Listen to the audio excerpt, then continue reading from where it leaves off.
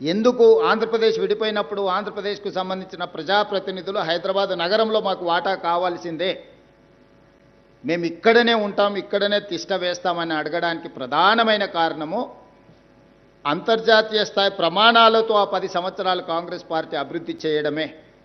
అంతర్జాతీయ ఎయిర్పోర్ట్ కావచ్చు, outer ring road కావచ్చు, హైటెక్ సిటీ కావచ్చు, ఐటీ ఫార్మా కంపెనీలు కావచ్చు,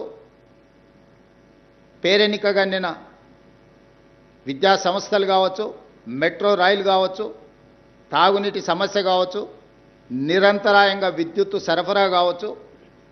దాదాపుగా ప్రతి సంవత్సరం 1,10,000 మంది ఇంజనీరింగ్ విద్యార్థులను అందించడం వల్ల, ఈ సంస్థలలో పనిచేయడానికి అవసరమైన నైపుణ్యాన్ని అందించడం వల్ల ఉమ్మడి రాష్ట్రంలో అత్యధికంగా ఆదాయం హైదరాబాద్ నగరం అందించడం వల్ల ఈనాడు తెలంగాణ రాష్ట్రానికి నడపడానికి అవసరమైన ఇంధనం 65% ఈ జంట నగరాల నుంచే వస్తుంది.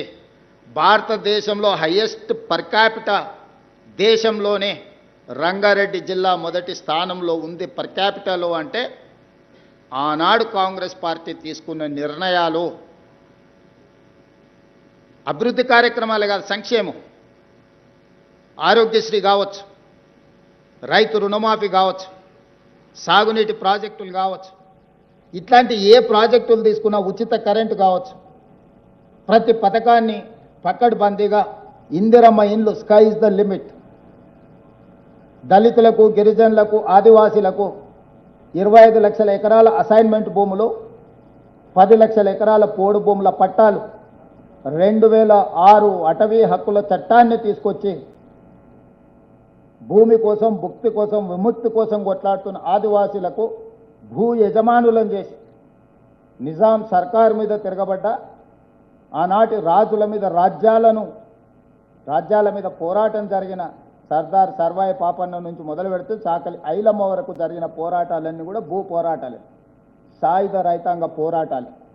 వాళ్ళ వారసత్వం కిందకు వచ్చిన నక్సల్బరి దున్నేవాడికి భూమి అనే నినాదం ఇస్తే ఆ నినాదాన్ని తూచా తప్పకుండా అమలు చేసిన party Congress party. PV Narasimha Rao గారు, శ్రీమతి ఇందిరాగాంధీ గారు అగ్రికల్చర్ సీలింగ్ యాక్ట్ తీసుకొచ్చి జమీందారుల దగ్గర, జాగీర్దారుల దగ్గర, భూస్వాముల దగ్గర ఉన్న లక్షలాది ఎకరాల భూములను ప్రభుత్వం తీసుకొని అసైన్మెంట్ పట్టాల మీద భూములు పంచిపెట్టడం వల్ల ఈరోజు దళితులు, గిరిజనులు గ్రామాలలో తలెత్తుకొని తిరగగలుగుతున్నారు. మేము భూ యజమానులము.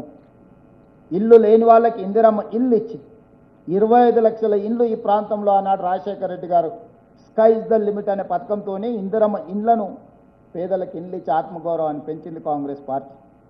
ఒకవైపు అభివృద్ధిని, ఇంకొక వైపు సంక్షేమాన్ని బ్యాలెన్స్ చేసుకుంటూ ఒక గుడ్ గవర్నెన్స్, ఒక ట్రాన్స్పరెంట్ గవర్నెన్స్ అందించి ఆ 10 సంవత్సరాలు నిరంతరం కాంగ్రెస్ పార్టీ రాష్ట్రం, కేంద్రం సమన్వయంతో పనిచేయడంతో ఆ రోజు మెట్రో కట్టుకోవడానికి జైపాల్ రెడ్డి గారు అనుమతి ఇవ్వడమే కాదు, వైబుల్ గ్యాప్ ఫండ్ అని కేంద్ర ప్రభుత్వం నుంచి అదనంగా 100 కోట్ల రూపాయల నిధులు ఇవ్వడంతో ఈరోజు హైదరాబాద్ నగరానికి మెట్రో రైలు వచ్చింది.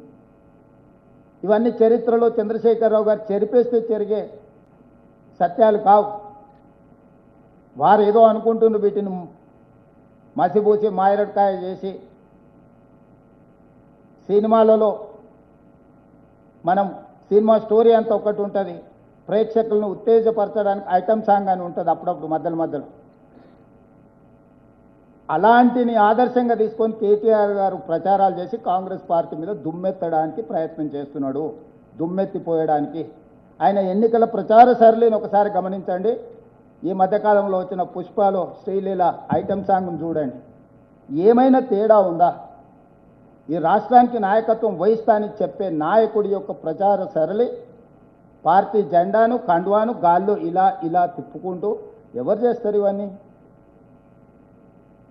అందుకే మా 10 సంవత్సరాలు 2004 నుంచి 2014 వరకు జరిగిన సంక్షేమము, అభివృద్ధిని కొలబద్దగా తీసుకోండి, విశ్లేషించండి, ప్రశ్నించండి మమ్మల్ని. 2014 నుంచి 2026 వరకు ఆల్మోస్ట్ డిసెంబర్ 2023 వరకు వాళ్ళే ఉన్నారంటే ఆల్మోస్ట్ 10 ఇయర్స్. 2 సార్లు రాజశేఖర రెడ్డి గారి నేతృత్వంలో ఏర్పాటు చేసిన మా ప్రభుత్వం, 2 సార్లు చంద్రశేఖరరావు గారి నేతృత్వంలో ఏర్పాటు చేసిన ఆ ప్రభుత్వాన్ని పోల్చండి. 16,000 కోట్ల రూపాయల మిగులు బడ్జెట్, 69,000 కోట్ల రూపాయల అప్పుతో మేము అప్పచెప్తే చంద్రశేఖరరావు గారు నాకు అప్పచెప్పేటప్పటికీ జీత భత్యాలు కూడా మొదటి తారీఖున ఇవ్వలేని పరిస్థితి. రిజర్వ్ బ్యాంకులో చేబదులు కింద 1,000 కోట్ల రూపాయల అప్పు, బ్యాంకుల్లో 8,11,000 కోట్ల రూపాయలు 4 రకాల అప్పులు ఉంటాయి. ఎఫ్ఆర్బిఎం పరిధిలో తెచ్చుకున్న అప్పులు, కార్పొరేషన్ సంస్థలకు ప్రభుత్వం గ్యారంటీ ఇచ్చిన అప్పులు, కార్పొరేషన్ సంస్థలే స్వయంగా మేము కట్టుకుంటామని తెచ్చుకున్న అప్పులు, ఉద్యోగ రిటైర్మెంట్ బెనిఫిట్స్ ఒక 10,000 కోట్ల రూపాయల బకాయిలు పెట్టండి, లిక్కర్ సప్లై చేసిన సంస్థలకు ఒక 5,000 కోట్ల రూపాయల బకాయిలు పెట్టండి, ఫీజు రియంబర్స్మెంట్ ఒక 8,000 కోట్ల రూపాయల బకాయిలు పెట్టారు. ఈ రకంగా 1,29,000 కోట్ల రూపాయలు లెక్కకు దొరకని, చేతికి అందని అప్పులు నమ్మినోడి దగ్గరలా, ఇచ్చినోడి దగ్గరలా దొరికిన కాడికి దొరికినంత అప్పులు తీసుకొచ్చి మొత్తానికి 8 లక్షల కోట్ల పైచిలకు అప్పులతోనే రాష్ట్రాన్ని నాకు అప్పచెప్పిండు. నేను డిసెంబర్ 7 తారీఖు నాడు బాధ్యత తీసుకున్న తర్వాత అప్పటికి ప్రభుత్వ ఉద్యోగస్తులకు జీతాలు ఇవ్వలే. జీతాలు ఇద్దామని ఎత్తుకుతే డబ్బులు లేవు. పోనీ రిజర్వ్ బ్యాంక్ లేదన్నా అడ్వాన్స్ కింద ఏదన్నా అడగనరా అంటే అప్పటికే 3,500 కోట్ల రూపాయలు అడ్వాన్స్ తెచ్చేసుకుండు మహాత్ముడు. ఆ అవకాశం కూడా లేదు.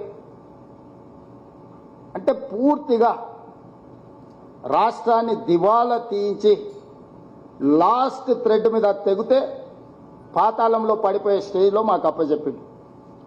ఇప్పుడు నేను అడుగుతున్నా, ఈ 10 సంవత్సరాలల్లా వారు నిర్మించింది అమరవీరుల స్తూపం, చెర్లులు పడి పర్రెలు వాసి 60 కోట్లతో మొదలుపెట్టి 250 కోట్ల అవినీతి, బాబాసాహెబ్ అంబేద్కర్ విగ్రహం 65 కోట్లతో మొదలుపెట్టి 200 కోట్ల రూపాయల అవినీతి, సెక్రటేరియట్ 400 కోట్ల రూపాయలతో మొదలుపెట్టి 2,000 కోట్ల రూపాయలకు పెరిగింది. కమాండ్ కంట్రోల్ రూమ్ నా 300-400 కోట్లతో పెడితే 1200-1300 కోట్లకు పెరిగిపోయింది. 1,00,000 కోట్ల పైచీలకు 1,02,000 కోట్ల రూపాయలు కాంట్రాక్టర్లకు బిల్లు చెల్లించిన కాళేశ్వరం 3 ఏళ్ల కట్టడం కూలేశ్వరం అయిపోవడం జరిగింది. వారు కట్టిన కమాండ్ కంట్రోల్ రూమ్తో ఒక ఉద్యోగం వచ్చిందా? వారు కట్టిన సచివాలయంతో ఒక ఉద్యోగం వచ్చిందా? వారు కట్టిన ప్రగతి భవన్ అని ఆయన విలాసవంతమైన జీవితం కోసం బాత్రూంకు బుల్లెట్ ప్రూఫ్ అద్దాలు పెట్టుకున్న భవనంలో ప్రజలకు ప్రవేశం ఉండేనా? తెలంగాణ ప్రజలు సాధించుకున్న తెలంగాణలో తెలంగాణ పరిపాలనకు గుండెకాయ అయిన ప్రగతి భవన్లో ప్రజలకే ప్రవేశం లేదు, నిషేధిత ప్రాంతంగా ఉండే. ప్రజా యుద్ధ నౌక గద్దరన్న పోతే ఎర్రటెండకు 3 గంటలు బయట కూర్చోబెట్టిన పరిస్థితి ప్రగతి భవన్ ముందు మనం కళ్ళతో చూసినాం. వీటి వల్ల కానీ కాళేశ్వరం వల్ల కానీ 1 ఎకరాకైనా నీళ్ళు ఇచ్చిండ్రా?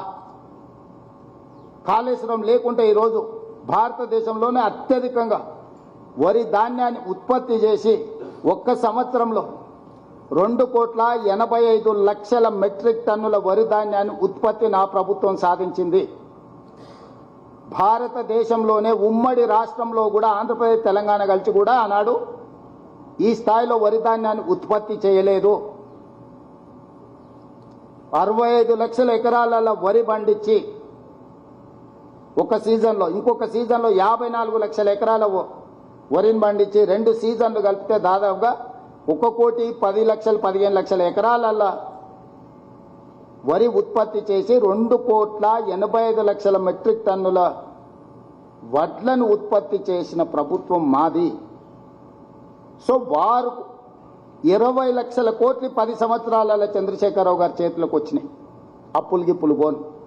యావరేజ్గా సంవత్సరానికి 2 లక్షల కోట్ల రూపాయల బడ్జెట్ను యావరేజ్ చేసుకుంటే 20 లక్షల కోట్ల రూపాయలు వచ్చినాయి.